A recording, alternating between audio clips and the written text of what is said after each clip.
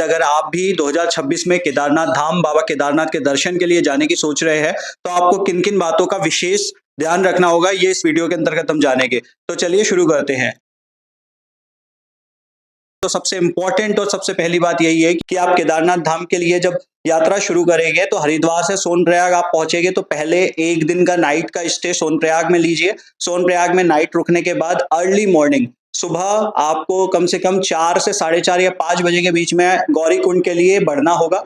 गौरीकुंड के लिए आपको शटल सर्विसेज लेने के लिए 5 बजे आप लग जाइए लाइन में। आपको वहां से जो टैक्सी चलती है, 50 रुपए उस टैक्सी का किराया होता है, वो आपको लेनी होती है। वहां से आप गौरीकुंड पहुंचते हैं और गौरीकुंड जैसे ही आप पहुंचेंगे, गौरीकुंड में गौरी माता का मंदिर का दर्शन कीजिए। तप्त कुंड जहां पर बना हुआ है गौरीकुंड, वहां पर स्नान कीजिए। स्नान करने के बाद ज्यादा से ज्यादा आप अपनी जो ट्रैकिंग है वो 6:30 बजे तक स्टार्ट कर ही दीजिएगा, क्योंकि जो ट्रैकिंग आप जितना जल्दी शुरू करेंगे उतना ही आपको लाभदायक होगा। आप अगर लेट करेंगे तो लेट करने से क्या होता है कि दिन में आपको एक तो धूप भी देखने के लिए मिलेगी, और तीसरी चीज ये है कि जो पब्लिक होती है, जो भीड़ होती है, वो बढ़ने लग जाती है, भक्तों की संख्या बढ़ने लग जाती है, तो वहां पर आपको थोड़ी सी असुविधा का सामना करना पड़ता है। आप अर्ली मॉर्निंग अगर ट्रैकिंग शुरू कर देते हैं तो आप बहुत ही आसानी से बाबा के धाम तक लगभग 2 या 3 बजे तक पहुंच जाते हैं।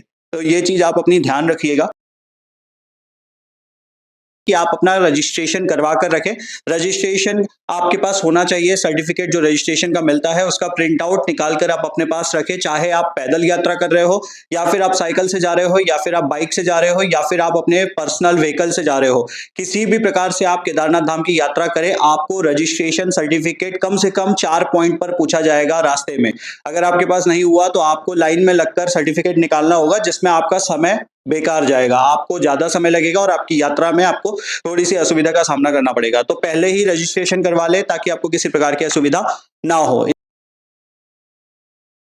इसके बाद दूसरी सबसे इंपॉर्टेंट बात है, मैं आपको बताना चाहूंगा, हर बार केदारनाथ यात्रा जो होती है वो 6 महीने के लिए होती है, लेकिन इस बार 2026 में हम सभी को एक बहुत ही अच्छी चीज है, वो ये है कि इस बार की जो केदारनाथ यात्रा हो रही है वो 7 महीने के लिए होगी। मतलब अभी ये जो केदारनाथ यात्रा शुरू हो रही है, ये 22 अप्रैल को शुरू हो रही है और ये चलेगी 11 नवंबर तक के, मतलब ये होते हैं 7 महीने। पिछले साल 2025 में केदारनाथ यात्रा शुरू हुई थी मई के माह में और अंत हुई थी अक्टूबर के माह में। ऐसा क्यों? तो ऐसा इसलिए क्योंकि इस बार 2026 में जो अधिक मास है वो पड़ रहा है, और अधिक मास जो होता है वो हमारे हिंदू धर्म के अनुसार एक एक्स्ट्रा मंथ होता है। तो इस बार एक एक्स्ट्रा मंथ होने के कारण ये केदारनाथ की यात्रा आपको 6 की जगह 7 महीने दर्शन करने के लिए मिलेंगे।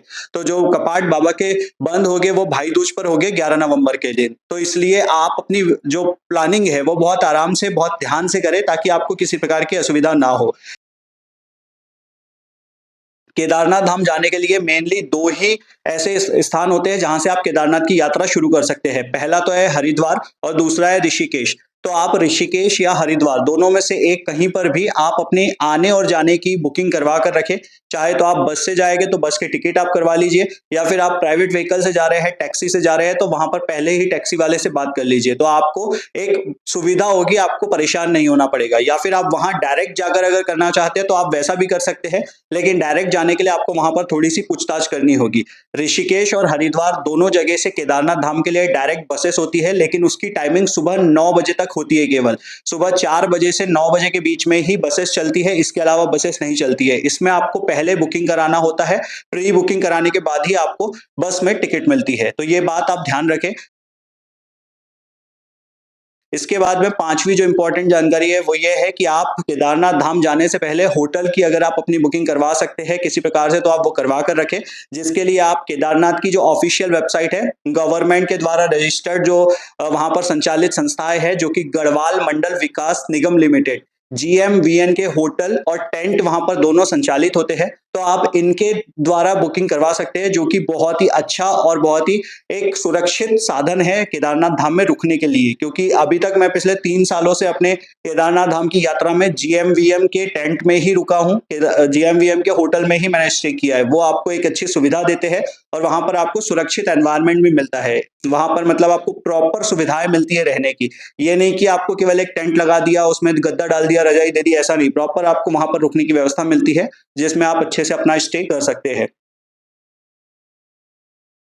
इसके बाद में सातवीं जो इम्पोर्टेंट बात है वो ये है कि सोनप्रयाग में आप जिस दिन रुकेंगे उसी दिन आप अपने बैग वगैरह जो आप लेकर जाते हैं उसमें से कई सारे जो, जैसे मान लीजिए आपने 2-3 बैग लेकर गए तो आप एक बैग बना लीजिए जो कि पिट्ठू बैग आपका हो, और उसमें आप ऊपर जाकर आपको केदारनाथ धाम में मंदिर के पास रुकने के लिए जो जो जरूरी सामान है बस वही आप अपने पास रखें। बाकी सारा आप सोनप्रयाग में लॉकर में जमा करवा सकते हैं। एक बैग रखने का आपको 24 घंटे का 100 रुपीज वहां पर चार्ज लगता है, तो आप अपना बैग वहीं पर जमा करवा दीजिए और जो जरूरी है उसको लेकर आप जाइए। इसके बाद में जो इम्पोर्टेंट जानकारी है वो यही है कि आप केदारनाथ धाम जा रहे हैं तो अपने साथ में जरूरी सामान रखें, जैसे कि दवाइयाँ रखें, जूते अच्छे रखें, ट्रैकिंग वाले शूज आपके पास होने चाहिए क्योंकि ट्रैकिंग के दौरान आपको जूते की सख्त आवश्यकता पड़ती है। रेनकोट आप अपने पास में रखें, छाता रखकर चले, दवाइयाँ लेकर चले, और जो आपके यात्रा की स्लिप है वो आप लेकर चले, आधार कार्ड वगैरह जो है वो लेकर चले। ये सारी चीजें आपके पास होनी ही चाहिए कंपलसरी, और कैश भी आप अपने साथ लेकर चले क्योंकि कई सारी जगह पर ऑनलाइन ट्रांजेक्शन नहीं होता है।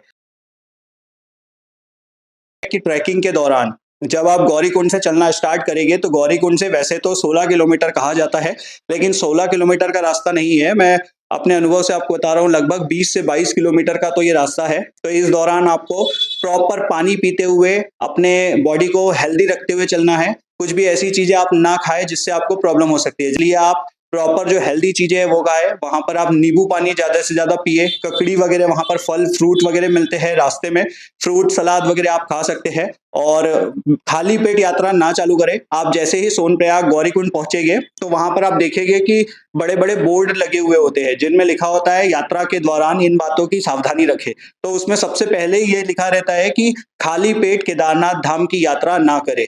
तो आप इस बात का याद रखें कि गौरीकुंड से जब आप चलना शुरू करेंगे तो खाली पेट ना करें, हल्का फुल्का कुछ खाना खाकर चले, नाश्ता खाकर आप अपनी यात्रा को शुरू करें। और रास्ते में भी आपको जहां पर भूख लग रही है तो आप थोड़ा बहुत खाते चले, पानी प्रॉपर पिए, नींबू पानी आप ले सकते हैं, ककड़ी आप ले सकते हैं, और प्रॉपर अपने बॉडी को हाइड्रेट करके रखें ताकि आपको किसी प्रकार की असुविधा ना हो। इसी के साथ में आप जहां से भी आ रहे हो, आप जिस भी शहर से आ रहे हो, आप अपना रिजर्वेशन आने और जाने का प्रॉपर करा के रखें, क्योंकि जब आप केदारनाथ धाम के दर्शन करके वापस जा रहे होते हैं तो पैदल ट्रैकिंग के कारण थोड़ी सी थकान रहती है। अगर आपका रिजर्वेशन रहेगा तो आपको सुविधा अच्छी होगी।